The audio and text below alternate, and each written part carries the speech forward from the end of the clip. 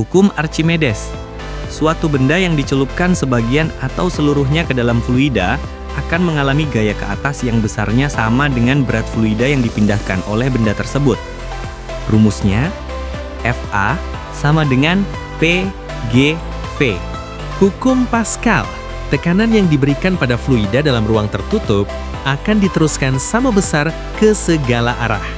Hukum Bernoulli. Pada aliran fluida ideal, jumlah tekanan, energi kinetik persatuan volume, dan energi potensial persatuan volume adalah konstan. Rumus P ditambah PV kuadrat ditambah PGH sama dengan konstan. Apa fungsi fluida pada alat cuci darah? Hemodialisis? Mari kita lihat bagaimana cara alat cuci darah bekerja.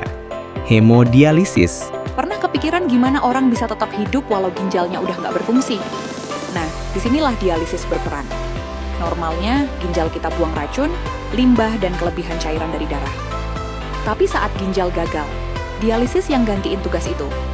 Ada dua jenis utama, hemodialisis, darah dialirkan ke mesin, disaring lewat filter khusus, lalu dikembalikan ke tubuh. Biasanya dilakukan di klinik 3 kali seminggu, masing-masing 3-5 jam. Peritoneal dialisis, cairan khusus dimasukkan ke dalam rongga perut. Lapisan perut kita jadi filter alami. Setelah beberapa jam, cairannya dikeluarkan bersama racun dari tubuh. Dua-duanya bantu jaga keseimbangan cairan, racun, dan tekanan darah. Dialisis bukan obat, tapi jembatan hidup sampai pasien bisa dapat transplantasi ginjal. Hukum Pascal. Tekanan yang diberikan pada fluida dalam ruang tertutup diteruskan sama besar ke segala arah. Keterkaitan. Dalam mesin cuci darah, tekanan cairan darah dan cairan dialisat diatur agar seimbang.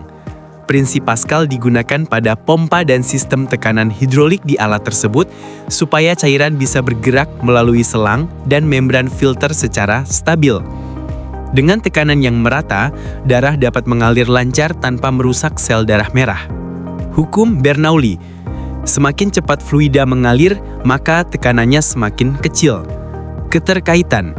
Saat darah dialirkan melalui tabung sempit atau membran semi-permeable, kecepatan alirannya berubah dan tekanan juga berubah.